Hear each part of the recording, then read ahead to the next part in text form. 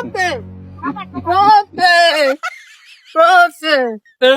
j'ai une question aujourd'hui, s'il te plaît. Toi, tu n'es plus mon élève. Prof. Non, tu as déjà changé d'école. Prof, s'il te plaît. Quoi? Prof. Est-ce que tu es mon élève? Viens d'abord ici à côté. Oui, qu'est-ce qu'il y a? Prof, s'il te plaît. Donc, quelle est la différence entre la langue et la parole? Écoutez-moi, Célestie. Oui. Bonsoir. Bonsoir. Hein? Moi, Célestie qui me demande. Quelle est la différence entre... La parole et la langue. Tu n'es plus mon élève et tu ne me payes plus. Si on m'a posé cette question, j'ai manqué la réponse. Ici, c'est pas à Goma. Actuellement, tu étudies ici. Comment tu veux me poser des questions? Tu vas demander ça à ton enseignant, à ton actuel enseignant de français. Moi, s'il te plaît, tout le monde a échoué cette question en classe. La parole et la langue. Ok, la différence est celle-ci. Oui. La langue d'abord est communautaire et abstraite. Oui. Communautaire et abstraite. Donc, la langue est parlée par beaucoup de personnes et puis la langue est abstraite. La langue est au fond de toi. Oui. Ok. La parole maintenant, oui. c'est la concrétisation de la langue. Et puis la parole est individuelle. Donc la parole est individuelle, la langue est communautaire. Oui. La langue est abstraite, la parole est communautaire. Et concrète. Hein? Le fait là de parler et on écoute, on entend cette concrétisation. C'est ce qu'on appelle la parole. Oui, et la parole est individuelle. Oui. Alors que la langue est communautaire. Donc appartient à un groupe de personnes. Maintenant, il y a ce qu'on appelle aussi le langage.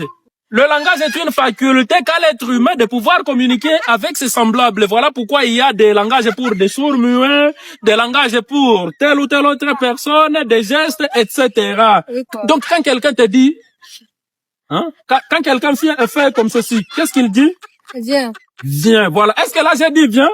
Non. Ça c'est un langage. Oui, donc cet ensemble-là de signes, hein, c'est ce qu'on appelle cet ensemble-là de signes dont se servent les gens pour communiquer avec leurs semblables. C'est ce qu'on appelle le langage. Là, vous comprenez? Ça, c'est le langage. Le langage. Enfin, oui. Vous n'avez pas aussi une question à me poser? Voyez-moi celle-ci. Donc, vous avez besoin d'une question? Oui, non, vous ne pouvez pas être à mesure de me répondre. Oui, prof. Même une petite question. C'est vrai? Oui, prof. Ok. Ma question s'oriente maintenant dans le domaine des cultures. Ok, tu t'es choisi maintenant un domaine dans lequel je vais te poser une question. Même culture, prof. Même culture, est-ce que toi tu es à mesure vraiment de me répondre? Même calligraphie. Et quelle question de calligraphie? Que veut dire calligraphie? Les écritures. Écriture? Oui. Toi vraiment, toi tu as besoin d'une question de culture. De la culture, alors je te demande ceci. Qui a inventé la machine ordinateur? Machine ordinateur. Qui est-ce qui a inventé la machine ordinateur? Je ne lui connais pas. Quoi? Je ne lui connais pas. Je ne lui connais pas. Ça c'est en français. Je ne lui connais pas. Je ne le connais pas. Je ne le connais pas. Pas je ne lui connais pas. Je ne le connais pas. Voilà, on ne connaît pas quelqu'un. Pas on ne connaît pas quelqu'un pour dire je ne lui connais pas. D'accord, prof. Et c'est qui alors qui a inventé l'ordinateur?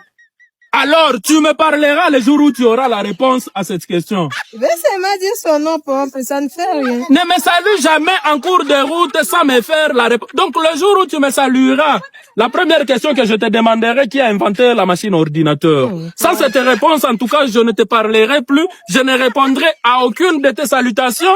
On n'aura même pas échangé. Là, mets cela en tête, Aline. Tu dois mettre cela en tête.